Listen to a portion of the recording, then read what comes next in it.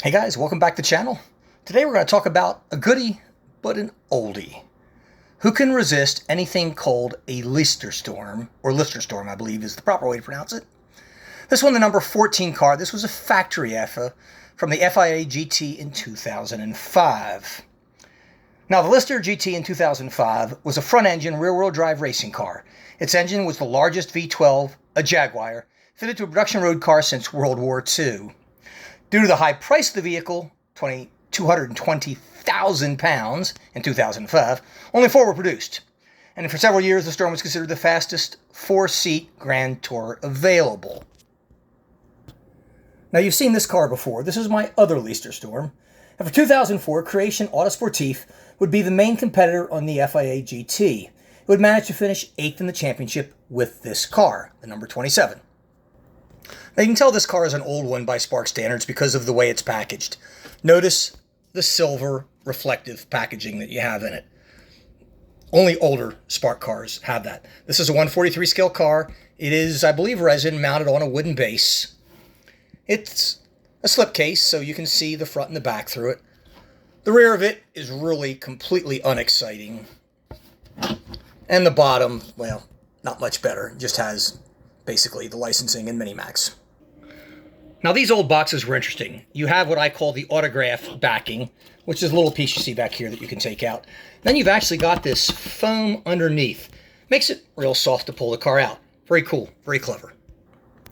Now I bought this car secondhand, so what you're looking at basically is exactly that. Not a new car, but one in excellent condition, albeit a very old one. Now, as I mentioned, in 2005, Lister would continue to compete in the championship, eventually finishing 10th. Now, this car was a factory effort. Following 2005, the factory would concentrate on the Storm LMP, and that's a whole other story. I don't have one of those cars. Now, one thing I like about Spark cars, you flip them around, you get the names of the drivers on it, which is always handy because even in 143 scale, it can be very, very hard to read who they are. And they have actually the 2 drivers down here, just in front of the mirror, Justin Clean and Liz Holiday. Now, Liz Holiday is from the United States. She's an equestrian, race driver, and commentator. She is the most successful female driver in the American Le Mans Series with 6 victories. Did you know that? Her ambitions were to win the 24-hour Le Mans and to earn a spot on the United States Equestrian team. However, in 2024, she suffered a traumatic brain injury in competition. Consequently, she no longer competes with horses, and I don't believe she ever won the 24 hours of Le Mans. Now, Justin Keane is British. 2005, he became a works driver for Lister and had many top 6 finishes in the FIA GT Championship with Liz Holiday. He had the fastest lap at Spa in 2005 before retiring, and Keane retired in 2006. Now, this car is black and white, and essentially all of the logos and everything that you see on it are white. There's not a lot of color here. It's one of the things that attracted me to it. I just like black cars. Now, in my opinion, the Lister Storm's a fairly ugly car. It just is not very attractive. I mean, you know, the headlights don't look that good. The front end doesn't look that good. It is kind of neat with all the various sponsors on it that you see. And it's got some really unique lines, air vents here, lines here. It's very, very interesting, although, as I said, not very attractive. In fact, with all these little bolts on the headlight panels, it looks very, very mechanical and not real sophisticated. So you've got a tow hook here, which you would expect from the folks at Spark.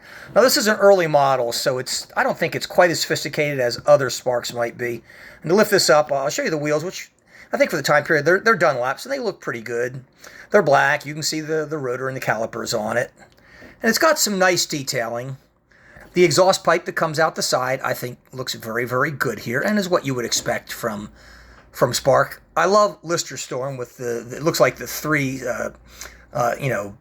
medieval, swords or whatever you want to call those things, in the middle of it. It's got this white roof, and it's got one aerial on it. You have fuel caps on both sides of the car, so no matter where the fuel and rig is, doesn't matter. It's equipped on both sides to handle it. It is a front-engine car, as we mentioned, a 12-cylinder front engine. And the rear end looks like so. Again, not very unique or attractive. It looks okay. You've got a big diffuser here. Well, somewhat of a big diffuser, kind of hard to see. I do like the Dunlop on the rear wing. It looks really, really good. And if you look in the back of it, if you can see it, you see there are two hoses where the fueling rigs are, and they're fairly far up in the, you might be able to see them a little better there. You can see one in like the left-hand corner. Anyhow, again, not real visible because the cabin colors are pretty dark. In fact, the whole car is pretty dark. And this it looks like from there. And the interior details are actually quite good with this car. It is a right-hand wheel drive car. You can see the steering wheel there. You can see the panel. I mean, the details on the interior are really quite good, particularly for an early Spark model. And this is one of those. Yeah, folks, that wraps this up. If you've got a Lister Storm yourself, let me know. Let me know what you think of the car, how you like this. Please give me a thumbs up. Oh, there go my dogs. They're yapping away. And subscribe if you haven't done already for more unique cars. And I got a whole bunch coming. I still got about 20 in reserve, believe it or not. And I just picked up about 3 more. See you next time.